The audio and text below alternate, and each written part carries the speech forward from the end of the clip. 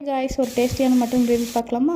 அதுக்கு ஒரு குக்கரில் ஆயில் விட்டு ஸ்லைஸாக கட் பண்ண 2 ஆனியன், கொஞ்சமாக ஜிஞ்சர் கார்லிக் பேஸ்ட், கொஞ்சமாக தக்காளி, கருவேப்பிலை இதெல்லாம் போட்டு நல்லா வதக்கிக்கோங்க.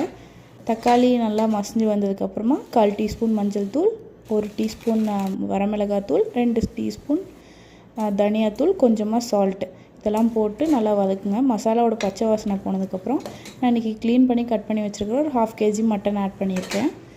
நல்லா மட்டனை வதக்கி விடுங்க. மசாலையே ஒரு 2 மினிட்ஸ் குக் ஆனதுக்கப்புறம் உங்களுக்கு தண்ணி எவ்வளோ வேணுமோ, என்ன கன்சிஸ்டன்சி வேணுமோ அந்தளவுக்கு ஆட் பண்ணிக்கலாம். நான் இன்றைக்கி செமி கிரேவி ஆகிறக்காண்டி கொஞ்சமாக தண்ணி ஊற்றிருக்கேன். லிட் க்ளோஸ் பண்ணி ஒரு 8 விசில் விட்டு எடுத்திங்கன்னா நல்லா எண்ணெய் பிரிஞ்சு வந்திருக்கும். நல்லா வெந்திருக்கு பாருங்கள். இந்த ஸ்டேஜில் கொஞ்சமாக பெப்பர், கொஞ்சமாக கரம் மசாலா, ஒரு கைப்பிடி மல்லித்தலை தூவி இறக்குனீங்கன்னா ஒரு சிம்பிள் அண்ட் டேஸ்டியான மட்டன் கிரேவி ரெடி. கண்டிப்பாக ட்ரை பண்ணிவிட்டு ரிவ்யூ எப்படி இருக்குன்னு கமெண்ட் பாக்ஸில் கமெண்ட் பண்ணுங்கள்.